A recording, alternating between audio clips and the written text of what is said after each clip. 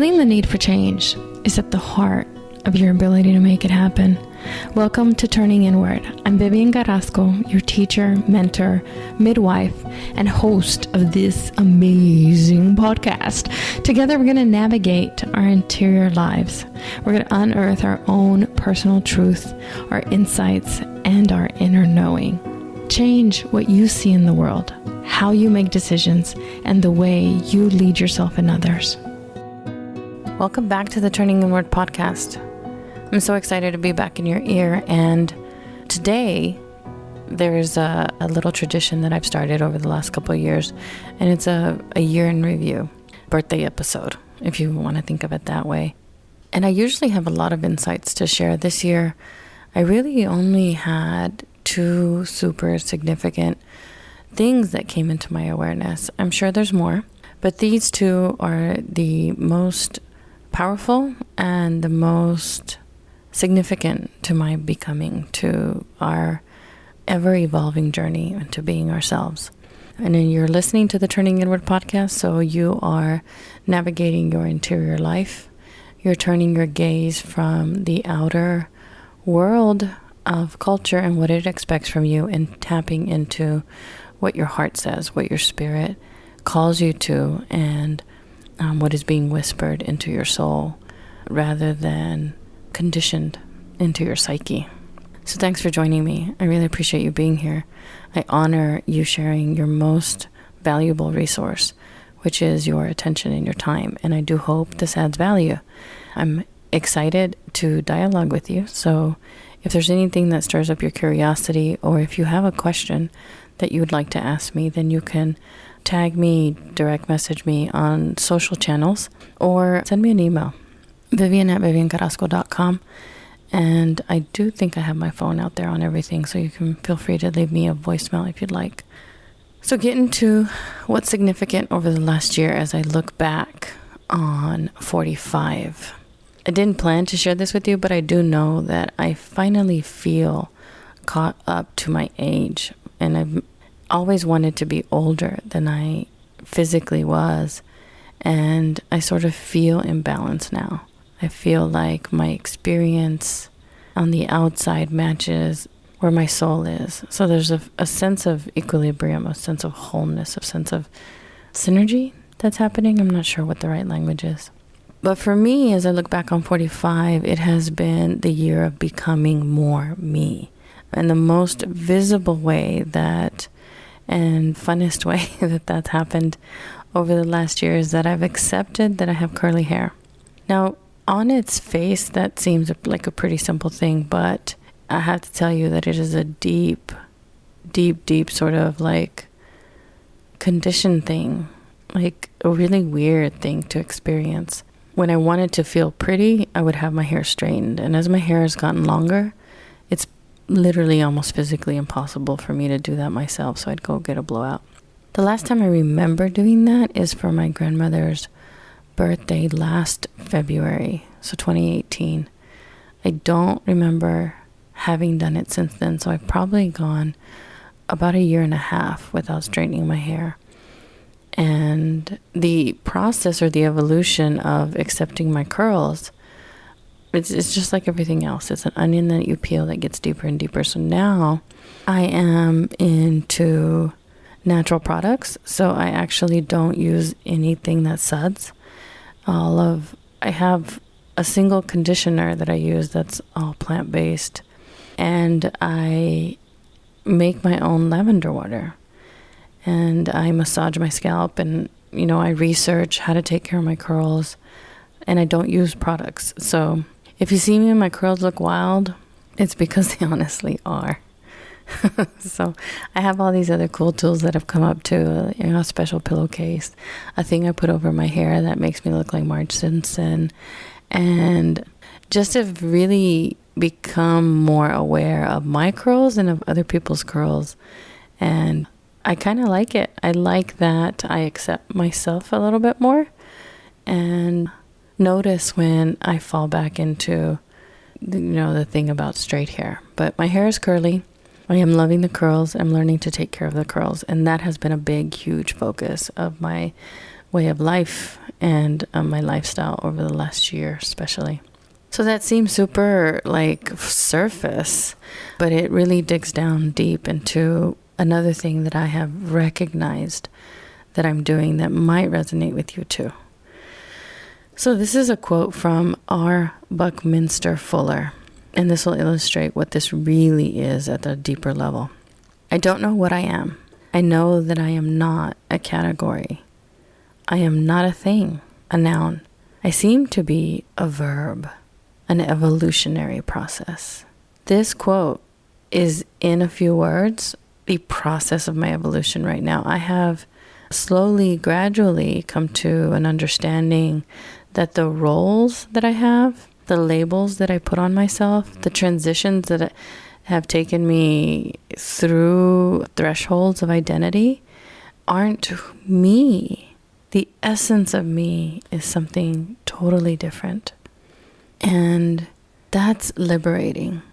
So the triggers or the transitions that you might relate to that are like your kids leaving the house and you having an empty nest. So the role of being a mother of children versus being the mother of grown adults.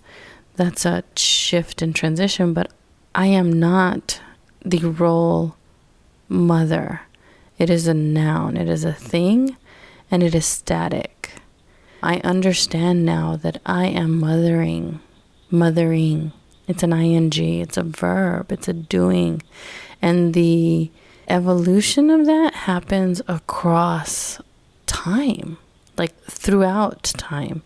So I used to think that there was one, and I actually felt it and had a little bit of a breakdown, obviously, because I talk a lot about the process of empty nest and what that felt like and what I mourned and the suffering that I had, the clean pain, as we call it in our coaching circles.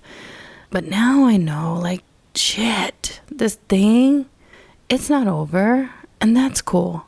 Because now the guys are adults, and then eventually they will be, God willing, if it's their calling and vocation, they will be husbands, and they will be fathers, and then they will be grandfathers. And, so the role of the mother is not that static A to B. It is a verb. It is a thing that I do. My mom was visiting with me last week, and she said, now they're, you've raised your children and you don't worry about them anymore. And I was like thinking, I think I said this out loud to her. I'm not sure. No, like that never ends. And that's how I feel about myself as a verb. I'm never ending. Like, it's a constant evolution. So it's the journey. It's the way that I travel through this world that means more than the title. And I got over titles a long time ago, but now I'm over like roles.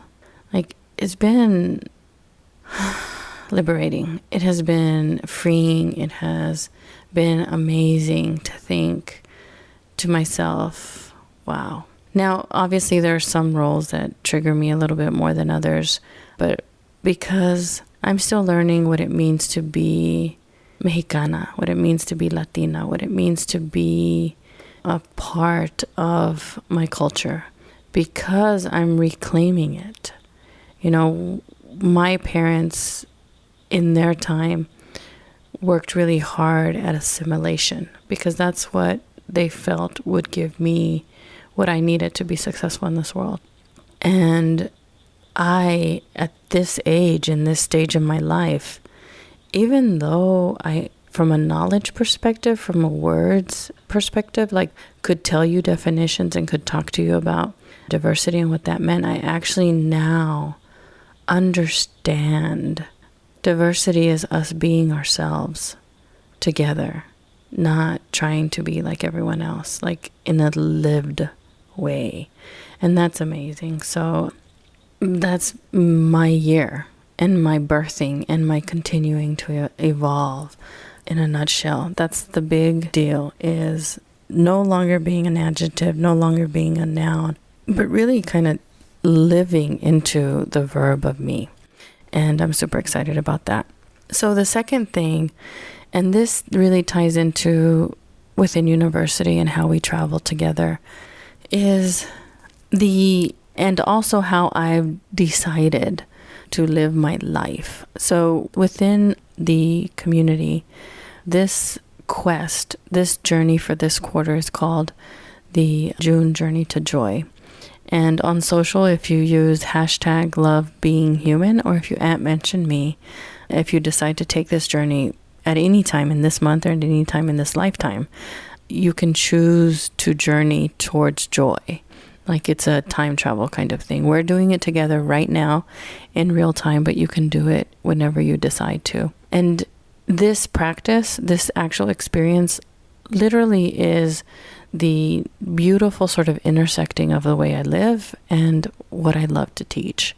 So I wanted to share that with you today, because what we do together is we have real life experiences and interactions. We experiment, we try things so that we can look at what we're noticing, at what we're doing, because that gives us an opportunity to change patterns, to establish new habits, to learn from our doing, so that we can navigate into a new way of being. In a nutshell, that's what we always do. And the meta skill for that is learning. So learning isn't me teaching like you imagine in a school where there's a lesson. The lesson is in your practice. So what we do in the June Journey to Joy and how we move through quests, is to slow down. And this might resonate with you if you are in a period of time like I was before, where you're like so busy in your role that you really don't get caught. You don't notice anything unless it's like fear. So the only thing that gets your attention is fear. And there's a couple of reasons for that. Like you're in the middle of getting it done. But I have decided to travel through life so that I'm not moved by fear, but that I'm inspired by my joy. And the way that I talk about the transformation that happened to me that initiated this vocation and this teaching community and this way of life is that I recognized as I moved through my dark years that I was not, or no longer wanted to just run away from my fear. It wasn't a moving away from what was I afraid of. It was instead shifting my direction to move towards what brought me joy or what I loved. And this is an illustration of how you can do that and why it's difficult, and how sometimes you need support outside of, trying to do it on your own if you don't feel like you have that around you. But what we do is and this is really embedded into all of our quests, into all of our journeys, but I really love this one because of its simplicity and because of how practical it is to our daily life. So you become an observer. I talk a lot about being a scientist, about conducting experiments, about noticing without judgment, just in a subjective way, not judging whether something is right or wrong. Because for one thing, right or wrong is right or wrong for you. Right or wrong is right or wrong for me. Like, you put yourself at the center. And what I do as I guide folks, whether they're in the group or they're in one-on-one coaching relationships, is I guide them back to, what do you want? What do you need?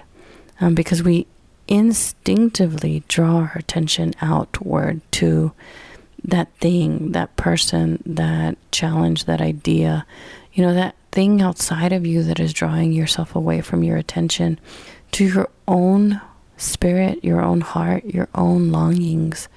So you just start to slow down and notice, like there's nothing that you're trying to change. You're just experiencing the world personally and identifying what's happening. So if you'd like to practice this, if you'd like to go through it on your own, I'm going to guide you through how you can start. The first thing I'd ask you to do is to kind of draw a line in the sand. Imagine that you have a ladder of your life. At the bottom of the ladder is the worst possible thing that you can imagine in your life. And, if you're listening to this podcast, probably not there. So congratulations. But where you really want to imagine and kind of take that visioning forward is, what is the best possible, highest unimaginable craziness that would be the best ladder of your life. What is that? What's the worst? What's the best? And where do you feel like you stand right now? Do you see how there's no wrong or right to that? It just is what it is. It is where you are. So that's what I would encourage you to start with if you'd like to sort of take this type of journey on your own. If you want to take it with others, join me in Within University. If you'd like to be guided personally by me, definitely reach out to me and we'll talk about how we can make that happen. But if you're just curious and you're like, I wonder how I can get this going, like take some time, invest some time in identifying where you feel like you are right now if you were to imagine this ladder of your life. And that's going to be your before. So I would encourage you to establish this practice for at least 30 days. It would be even better to do this for 90 days, 120 days, 6 months, or even a year. And if you do this, like I don't have any money to give you, like as a money back guarantee, but if you do this, I have complete confidence that it is a fulcrum that will lift your life, literally, your way of life, the way that you move through this world, up a step. Like it's going to move you from a 5 to a 6 or a 6 to a 7 or even more. And I would be brave enough to say that it is even if you are or go through a traumatic event or something that makes you feel like you're suffering, because the essence of joy is not based on the conditions outside of you. It is an inner trait that you cultivate. It is the nutrients in the soil of who you are. So draw a line in the sand. Ask yourself, where do I feel like I stand right now? And then at the end of this practice, whether it's 30, 60, 90 days or a year, ask yourself again, where do I feel like I stand now? So you might be asking yourself, well, what do I do? Right? So I'll tell you. What you want to do is review in some way daily, like observe, connect, witness, like look for. And what you're doing is you're training yourself to recognize a simple joy in your life. And this is what I did. I said, I'm not running away from my fear. I'm moving towards my joy. So how do I do that? Well, I have to figure out first what makes me happy, what inspires me, what brings me those moments or those feelings of awe, of wonder, of curiosity, like what lifts your soul. So that's what you're going to do. You're moving through a daily practice that's going to train your brain to recognize simple joys in your life. And what I did is I looked for things that made me feel like I had meaning or that brought me fulfillment. And over this last year, it's what's significant in the way that the reason that and I still do this. This is what I do personally. I have an app that helps me, but I capture a daily moment, a flicker, something that caught my attention, made me feel a sense of surprise or just a smile. And you want to take advantage of these new moments because it's an interruption of your pattern. And this is really where you can sort of ride in racing, if there's a rider behind the lead, like the drift, and I know I'm not talking right terms, but it'll guide you forward, like it takes less effort. And this is all about moving with the flow and not force. So if you are looking for an experience that is a new moment, like something that kind of catches you off guard, this is where you have the opportunity to interrupt a pattern. Because your life, my life, everyone's life is really mostly led by patterns. And your brain just redoes the things that it always does because it's saving energy. And it's honestly a great thing. Like if I had to learn every day how to get up and walk, it'd be a crazy life. So we learn things and then we just do them over and over again without thinking. But because our brain has a bias towards the negative, we've got to tilt it in the other direction. And this is what I'm inviting you to explore. Take advantage of those new moments in your life, the novelty in your life when something looks different. And trust me, even if you're looking at the same things every day, you can find differentness in it. I just thought of an experience I had. I was at a 10-day Vipassana meditation retreat where there was no talking. There was no touching, you didn't interact with the other people. You faced a wall when you ate. There were no electronics. There was nothing to write with. You meditated for, 6 hours during the day. We woke up, I think, at 4:30, and it was an interesting experience that I wrote in. I actually recorded an entire podcast. If you Google Vipassana and Turning Inward podcast, I'm pretty sure it'll pop up. But in that experience, one of the things, and there was a lot of them, but one of the things that I found caught my attention, that I found gave me a sense of, I guess I'm going to call it like something magical, is I watched, there was a flower in a plant, and I would look at it as we walked by it, and I could see how it was growing, how it had changed. It was almost as if it would glisten and I could see it glitter. There was so much detail in watching this flower bloom. And I actually just shared this with one of my sons, and I said, look at this flower. Like, it'll be here and you'll tend to ignore it, but if you notice it, like, you can see its experience. Watch the buds bloom and then die, and just these transition things that we can guide our attention to help us to have more awareness. It's a tool. So I'd encourage you to take advantage of something that interrupts your day, that brings you a smile, that gives you a sense of surprise, that makes you feel like something is different. And again, like I said, the difference, the interruption to your pattern is what helps you build a better habit, a new way of being, because our brains they have what's called neuroplasticity or brain plasticity. It refers to us being able to change our brains throughout our lives. Like, you are not a fixed state. You are constantly changing. If we were to go through, I think it's 7 years, you would have completely new cell all throughout your body. You would not be the same person at all. Like, nothing about you would be the same, because we regenerate completely. So your brain can reorganize itself, and the way that it reorganizes itself is by forming new connections between its brain cells or its neurons. And those neurons fire together based on where you land your attention. Rick Hansen uses the image or the metaphor of vacuum cleaner with the spotlight sitting on tofu. So tofu takes on the form of what it is, what you mix it with. So it's like your brain is tofu, right? It's rest. Wherever you let it rest is what it will absorb. Wherever you draw your attention to is what it's going to suck up, like a spotlight Dyson, like supercharged. So knowing where you're resting your attention is important, or where you need to draw your attention to, so that you have a conscious awareness of what you're paying attention to. And I mentioned earlier, we're wired to focus on the negative.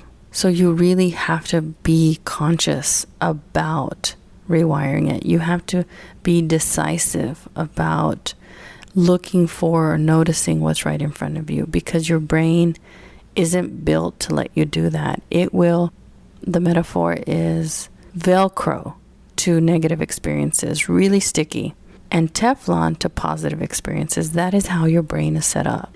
That's its natural state, and it was built that way because, like, if something passed by you that was positive, you'd live another day. But if you didn't notice the predator around you, you weren't gonna live again. It's a self-preservation thing. But in this day and age, we aren't out in the wild, car accidents and things like that, So we have to train ourselves to pay attention to the positive. So this negativity bias, I wanted to talk to you a little bit about it so that you understand it. The brain is built with it. It's not anything that's wrong with you. It's not anything that you're not doing right. And it's not anything that you cannot change. You have the ability to change this. It just takes practice. It takes you noticing where your attention is and drawing it towards something positive, something new, right? So beauty and wonder, like I mentioned about that plant, is accessible to you wherever you are. So let it wash over you. Let it change your brain chemistry. Let it change your brain pattern. like pause and take it in. And it could be as simple as last week I was sick, and one of the things that I just died over, like loving, was when I had the ability to breathe through my nose. Like if I hadn't been sick, like I forget that is amazing. But when I was sick, I couldn't do it, and I had these scabs all over my nose. It was really beautiful, by the way. You should have seen it. But when I was getting better, on one day, that was what I was like simmering in, is like, oh my goodness, I can breathe through my nose. So the reason that I use that as an example, one is because it popped in my head, but two is because it doesn't have to be $1 million moment. Like these are parts of your everyday experience that take, like, what is it that you look for it? And when you set the intention to look for something that brings you beauty, wonder, joy, novelty, whatever it is that you intend, you're going to find it. Like you're going to notice it because your intention is to look for it. So this really boils down to what I call metanoia, and it is the learning experience frequency, right? I've talked about doing this over a period of time, at least 30 days, as long as you really need to, because drip by drip over time, you will change your brain, because learning is not understanding. Like there's a lot of things that that you don't take action on, but learning is actually experiencing something over time, over and over and over and over again. I love to use the word metanoia because transformation of your mind and heart is the business that I'm in. So I talk a lot about cultivating the brain and about warming the heart, opening the heart, listening to the heart. That is metanoia. So not only will this shift your focus from, or tilt your brain towards the positive, not so that you don't see the negative, but just so that you notice the good things in front of you. It'll also impact not only your way of life, but your relationships. Now, there's a researcher called John Gottman who says that there's a magic ratio to relationships of 5-to-1 between partners. So for every negative feeling, one negative feeling or interaction, they have 5 positive feelings. But imagine this, if your brain is wired to only pay attention to the negative, you think that this magic ratio is just gonna appear? No, it's not. It's cultivated. You are training yourself to see the positive things. Otherwise, all you're gonna notice is socks on the floor, right? Or whatever it is that bugs you. I don't know. That's the first thing I could think of, even though David's a lot neater than I am. I'm the messy socks on the floor person. So overcoming our negativity bias is huge. It is a big deal to your relationships, not just personal relationships, but even at work. Like if you are wired to have Velcro for negative and Teflon for positive, this magic ratio is not going to happen. So it doesn't just change your brain, it impacts your whole life, because we are about relating, about connecting to other humans. Again, I just want to emphasize frequency over time. And I had a quote. This is the last thing I want to show you. So this is from a book called Keep Going by Austin Kleon. And it's 10 ways to stay creative in good times and bad, because creativity, curiosity, kindness, these are ingredients to a good life. I don't know how else to say it. So on page 114, it says, pay attention to what you pay attention to. When you choose to pay attention, what you choose to pay attention to is the stuff your life and work will be made of. My experience is what I agree to attend to. Psychologist William James wrote in 1890, and he's also considered like the father of psychology and the father of education. So this is not a new idea, guys, people, sisters.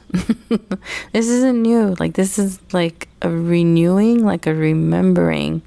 William James also said, and I'm going to mess this up a little bit, but he said that the skill par excellence, if I'm saying it right, is being able to draw your attention to what you want. So this is meta, okay? Learning to do this changes everything.